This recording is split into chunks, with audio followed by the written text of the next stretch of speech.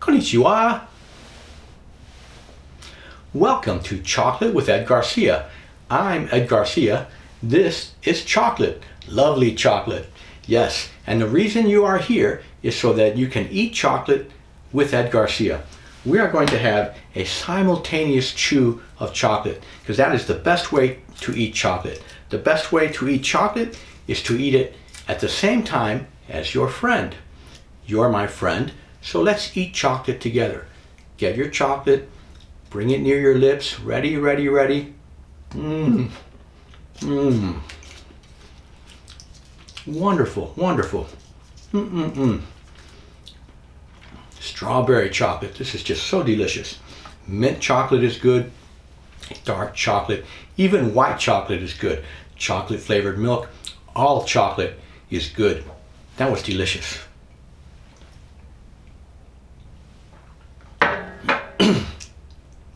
Okay, today's speech is speech number 8. Thomas Jefferson. Thomas Jefferson was the 3rd president of the United States.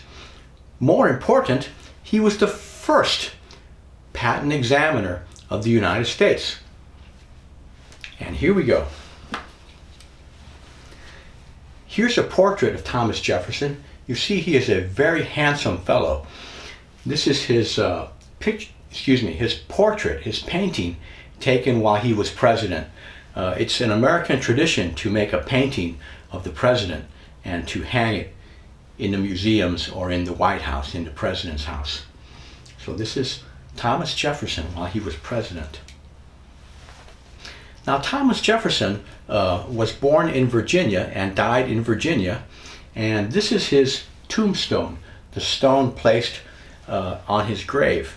Now Thomas Jefferson wrote instructions about what he wanted written on his tombstone. First, he wanted his stone to be granite, which is a very hard rock but very low cost, because he did not want anyone to steal his stone. If you make the stone of something expensive like marble, maybe someone will come and steal it. So he said, use granite. It's cheap, it's very hard. So this is a granite stone, Virginia granite. And on the stone, he wrote something very interesting. He wrote the words that he wanted on his grave.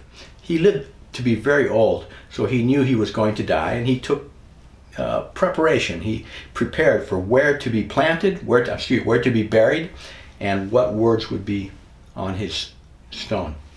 These are the words on his tombstone, on his grave. It says, "Here was buried Thomas Jefferson." And then it says 3 things about Thomas Jefferson. It says, author of the Declaration of American Independence. 2, of the Statute of Virginia for religious freedom. 3, father of the University of Virginia. Okay, those are the 3 things that he was proud of. Author of the Declaration of Independence, 1. 2, author of the Statute of Virginia for religious freedom. And 3, father of the University of Virginia. Born April 2nd, 1743, died 4th of July, 1826. And John Adams also died on that day. We'll talk about that a little bit later. But notice, it does not say President of the United States.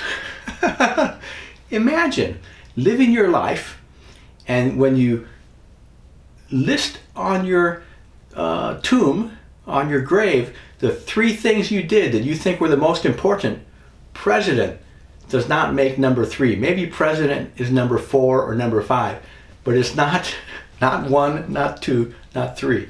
No, these are the things Thomas Jefferson thought were important, not president. Let's talk about the Declaration of Independence. 4th of July, 1776, as you know, the United States declared that they were independent from Great Britain. And part of the Declaration said this: "We hold these truths to be self-evident, that all men are created equal, that they are endowed by their Creator with certain unalienable rights, that among these are life, liberty, and the pursuit of happiness." That's just beautiful. That's like poetry. All men are created equal. Now, of course, at this time, they still had slaves. We're going to talk about that. And women could not vote. In fact, in Virginia, you could not vote unless you're white, man, and own property, own some land. Okay? Everyone else does not vote. The Treaty of Paris in 1783 ended the American Revolutionary War. Now let's look at the 13 states. They were colonies of Great Britain, and after they became independent, they became states, the United States of America. And there's something very interesting here that we'll talk about. Look at New York. New York is very large, and it touches New Hampshire. Here's New Hampshire, here's New York. We'll talk about that later. It's just an interesting story there. The Virginia statute is like rule or law. Statute is a law for religious freedom, 1786. Now consider, Thomas Jefferson wrote this, and he thought it was one of the 3 most important things he did in his life, 1786. That was after the Declaration of Independence. Very interesting. And it says, "All men shall be free to profess," to talk like a professor, "and by arguments to maintain their opinions in matters of religion, and that the same, their opinions, shall in no wise diminish or enlarge or affect their civil capabilities." Now, at this time, back in the old days, hundreds of years ago, most countries had a state religion, and you must be a member of the state religion, for example, to get a job working for the state. But in Virginia, they passed this law saying you can have any religion, you can discuss any religion, the state does not care. You are free. Your religion is free. Let's talk about the Constitution. The United States Constitution is very interesting because in the Constitution, in our most important document, we talk about patents. This is the patent clause, and it says, "To promote the progress of science and useful arts by securing for limited times to authors and inventors the exclusive right to their respective writings and discoveries." So let's just do the words that are in red. Inventors, exclusive right to their discoveries. Okay? So patents are protected by the United States Constitution. That is how important they are. Very important.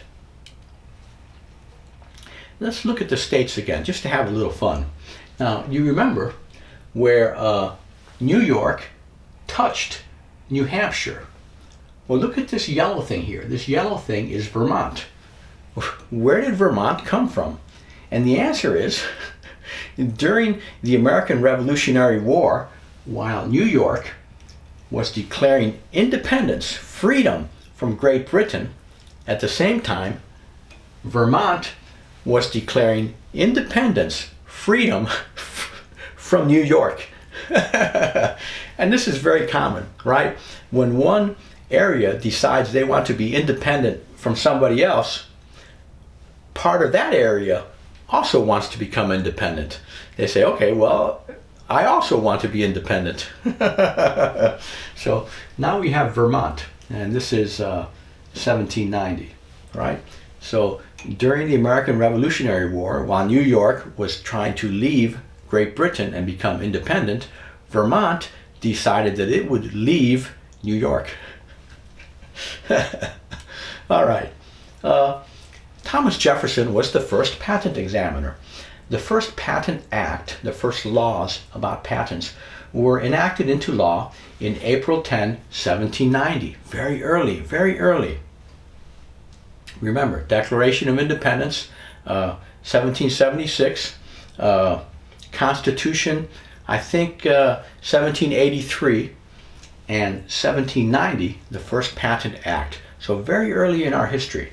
Now, under this law, the Secretaries of War, Secretary of State, and Attorney General formed a three-man review board. Okay, so there were three patent attorneys, with the Secretary of State, Jefferson himself, playing the leading role. So he was one of the first three, and he was the most important. So he was in a sense, the first patent examiner. He was also an inventor. So here's one of his inventions. This is a mold board of least resistance. So the mold board is this board here, this piece of wood here, that turns the dirt over. So as you dig into the dirt with this, you pull with a horse, for example, and this digs in the dirt, and it lifts the dirt and it turns it over. So this curve, Thomas Jefferson designed this shape, and he published it and recommended it to his friends. He did not patent it. He just gave away the idea because he was an inventor. He invented many things. Here's another thing Thomas Jefferson invented. This is a revolving book stand.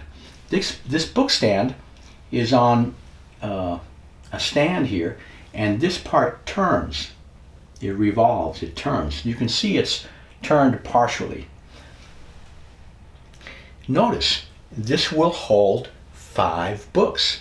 1, 2, 3, 4, and 5 on the other side. So you can have 5 books open. The books can be open. You see it's big enough to open the book. And you can spin it. You can read one, and then you can turn it and look at the other one. This is very similar to having multiple computer screens, yes? Or multiple windows open in one screen. You can look at 5 documents. Thomas Jefferson could look at 5 books. Now, they found this in his house. They did not know what it was. They thought it was to hold music while you play an instrument, right? But then why are there so many holders? And after some time, they figured out what it is. It's a book holder. It holds 5 books. Now, additionally, this will fold down, and this will fold in. This folds in. All of this folds together into a square box, so that he can take it with him. He can travel with it, for example, to France. He was working in France as a United States ambassador for a number of years. This is made from mahogany, which is a very, very hard wood. Now, Thomas Jefferson almost certainly designed all of this, and one of his slaves built it. This is very old. Very, very old. Now, this is a patent polygraph. This was patented and sold. Now, polygraph means poly, multiple, graph. Now, what this is it is a copy machine. You hold this pen here, and you put a paper here, and you write, and at the same time, mechanically, this second pen moves exactly the same way by this mechanism. It moves exactly the same way, so it makes a copy of whatever you are writing. For example, you write, "Dear George Washington, please send me money." And you send one copy to George Washington, and you keep one copy. So you know that on this date, you sent a letter to George Washington requesting money. So now, 1 month later, you receive a letter from George Washington with only one word. The word is no. But you don't remember what you asked. So you look at your record, you ask for money. George Washington said no. So it's good to have records of what you mail and also what you receive. Notice this also folds together. This part folds, this part folds, right? For travel. Very, very clever. So Thomas Jefferson bought this. He did not invent it, but still it's a very nice creation. Very nice invention.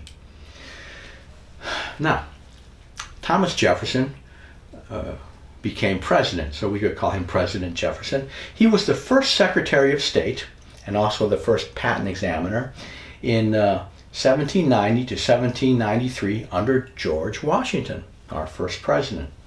And then later he became the second vice president under John Adams from 1797 to 1801. Now, after being vice president for John Adams, he decided he still wanted to be president. He did not want to be vice president. So he beat John Adams and he became the third president of the United States from 1801 to 1809. Notice he was president for 8 years, and whereas, 8 years, 2 terms. So he ran and he was re-elected. So he was the third president of the United States. The first secretary of the United States under George Washington, the second vice president under John Adams, and the third president, right? So Secretary of State, Vice President, President. This is actually very common in the United States to be Secretary of State, which is a very important position, and then Vice President, and then President. This has happened a number of times. Now, while president, Thomas Jefferson did a number of very good things for the country. Of course, he was a patent examiner. Yay! Like me. He also created the United States Navy. It was a small navy at this time, but still the first 12 ships he helped to create them. And he bought from France the Louisiana Purchase. Now, notice how large this is. This is the Louisiana Purchase, the Louisiana Territory, and it is larger than the original states, much larger than the original states. Even at this time, if you include the Ohio Territory and Virginia extended all the way to out here, and these extensions. So even with the extensions into Indian Territory, the Louisiana Purchase was still bigger than the United States at that time. So it more than doubled the size of the United States. Now, why did France sell this land? And the answer is 2 reasons. Number one, they needed the money.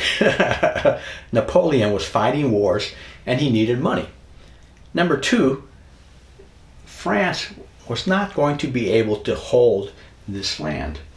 The Americans were coming this way, they're coming this way, they're coming this way, and there were very few French here. French trappers getting fur, very few French settlers. So France was not going to be able to maintain control of this land. So they sold it. This is common in United States history, this kind of thing.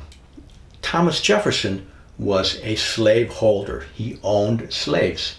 In 1767, when he was 21 years old, his father died, and Jefferson inherited 5,000 acres. 5,000 acres of land and 52 slaves. How much is 5,000 acres? It's approximately 20 square kilometers, okay? What is that? That's 1 kilometer wide, and you walk for 20 kilometers. That is 20 square kilometers, right? 1 kilometer by 20 kilometers. That is how much land Thomas Jefferson owned when he was 21 years old. And 52 slaves. Now, then he got rich. He married Martha Wales in 1772, and when her father died, John Wales, in 1773, just 1 year later, Jefferson inherited 2 plantations, 2 land businesses, and 135 slaves, right? So more land and more slaves. He used to have 52, now he has 135 more slaves. But he owed money. Mr. John Wales, the father of his wife, owed a lot of money. In fact, owed 4,000 pounds, the English unit of currency, in debt. Now, what is a pound? Well, the good thing about the old English currency is that it was pounds of silver. So 4,000 pounds is about 2,000 kilograms of silver. Okay?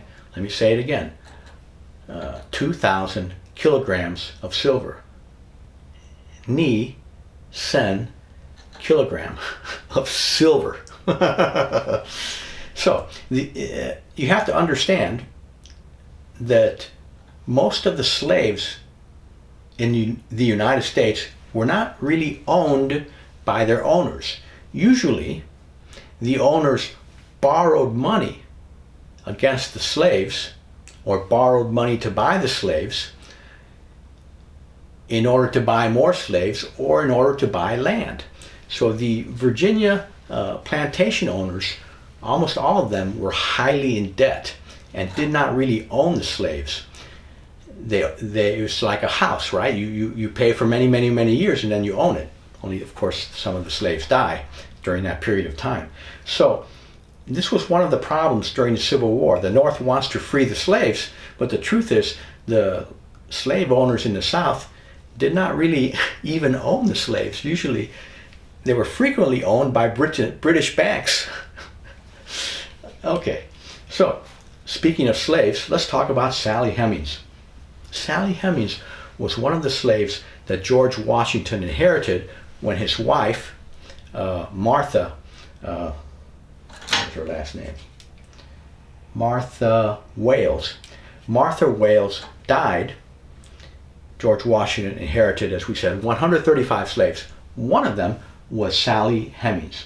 Now, Sally Hemings was a half-sister of Martha Wales, of course, Thomas Jefferson's wife. Half-sister. What does that mean?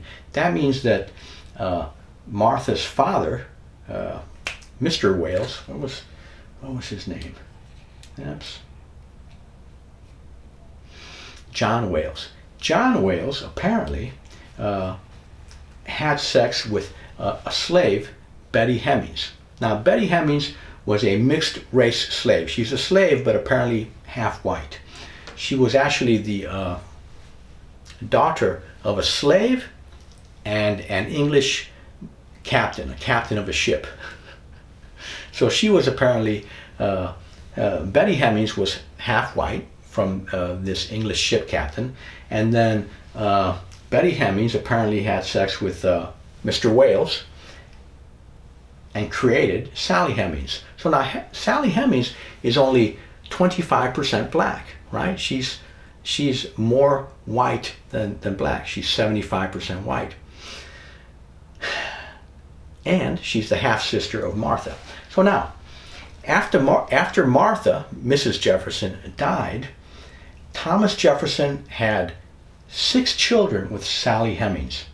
Now, 4 of them were allowed to escape, and 2 of them were freed upon Jefferson's death by his will.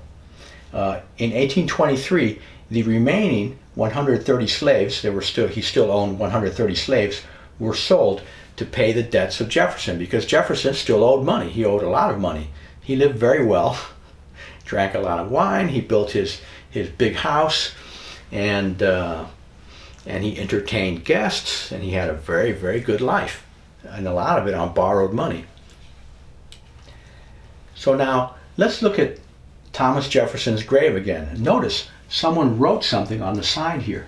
Someone wrote in black paint. They wrote, "The first patent examiner," because Thomas Jefferson was the first patent examiner. He was the 3rd president and the first patent examiner. That's very important. Someone wrote that on the grave. No, I'm just kidding. No one wrote that on the grave. The grave is still clean. There's a fence here to keep people away from the gravestone. I was just joking. I was just joking. This is the end of Chocolate with Ed Garcia, speech number 8 about Thomas Jefferson. This was the best speech ever. The best speech ever. Yes, it was. This was the best speech ever. Yes. Okay, let's look at a wood print of Mount Fuji. This one is called Enume Pass in the Kai province. And as always, in almost all these paintings, there's some very small Japanese people and a very large Mount Fuji. Very beautiful. Arigato gozaimasu. Sayonara. Thank you. Bye-bye.